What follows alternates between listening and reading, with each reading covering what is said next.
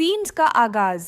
शाम के साए जब हवाओं में गम घोल रहे थे, हवेली की चौखट पर एक पुरानी सी आरती की थाली अब भी टंगी थी, मगर उसके पीछे वो बरसों से इंतजार करती ममता, वो पिघलता हुआ सन्नाटा आज कुछ कहने को बेताब था। आरवी राघव वर्धन, जो अब तक खुद को पत्थर समझता रहा, आज उसकी आंखों में भी वो नमी थी जो बरसों से दिल की तह में दबी थी। उसकी बाहों में दो टूटे हुए थके हुए जिस्म, प्रथना और पूर्वी, जैसे बरसों बाद माँ की गोद की तलाश में लौट आए हों। फ्लैशबैक। कुछ साल पहले स्मिता, जो खुद को इस घर की रानी समझ बैठी थी, प्रथना और पूर्वी को हर मोड़ पर दुत्कारती रही। कहती थी, ये लड़कियां इस घर की नहीं हैं, इनके नसीब में ठोकरें हैं। और आरविडाई उस वक़्त किसी वजह से खामोश रहा। शायद हालात ने उसे चुप करा दिया था, या शायद दिल ने। सीन वर्तमान। दरवाज़ा खुलते ही स्मिता की आंखें फटी की फटी रह गईं। सामने प्रथना थी, माथे पर पट्टी, होंठों पर खामोशी और आंखों में वो सैलाब जो कई सालों से अंदर ही अंदर उबल रहा था। पूर्वी उसका हाथ थामे ऐसे लग रही थी जैसे किसी तूफान से बचकर आई हो। स्मिता ने झर घोला, ये फिर आ गई, किस मुंह से लौटी हो?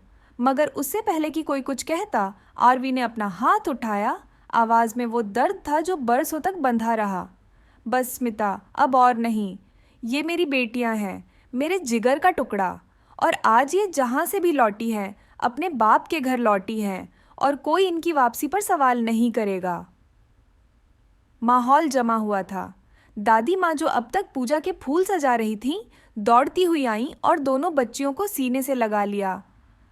मेरा घर अब फिर से घर बना है, मेरी प्रथना, मेरी पूर्वी। आंसुओं की बाढ़ थी। पूर्वी की आंखों से छलकते आंसू और प्रथना की कांपती जबान ने पहली बार कुछ कहा। पापा, क्या अब कोई हमें फिर से इस घर से निकाल देगा? आरवी ने झुककर अपनी दोनों बेटियों के माथे चूमे। जब तक ये सांस चल रही है, तब तक ये घर तुम्हारा है और तुम्हारा रहेगा। कट्टू। स्मिता का सदमा। स्मिता पीछे हटती है, दीवार से टिकती है। उसकी आंखों में हार का डर, उसके दिल में अपनी हुकूमत के खत्म होने की आहट। बैकग्राउंड म्यूजिक, धीमी वीणा की धुन और दिल तोड़ देने वाली वायलिन। अगला सीन, रात का वक्त। घर के आंगन में दीपक जलाए जा रहे हैं। प्रथना और पूर्वी आरती में हाथ जोड़ रही हैं। आरवी थोड़ा पीछे खड़ा है और दादी माँ पास आकर कहती हैं, बेटा, आज तूने अपने घर को फिर से रोशन किया है। प्रथना की डायरी से आवाज़ आती है, नरेशन।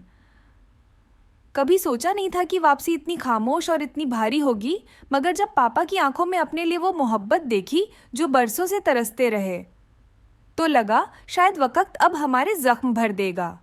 स्मिता कमरे में अकेली, आईने के सामने खड़ी खुद से पूछती है, क्या मैं गलत थी या वक्त ने मुझे गलत बना दिया? उसका चेहरा अब भी सख्त है, मगर उसकी आंखें भी नम हैं। अंतिम दृश्य, सुबह का उजाला। प्रथना और पूर्वी बगीचे में खेल रही है।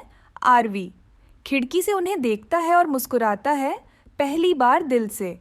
दादी माँ उनके लिए परांठे बना रही हैं और हवेली में वर्षों बाद वो सुकून है जो सिर्फ अपनों की मौजूदगी से आता है। पर्दा गिरता है, लेकिन कहानी जारी है।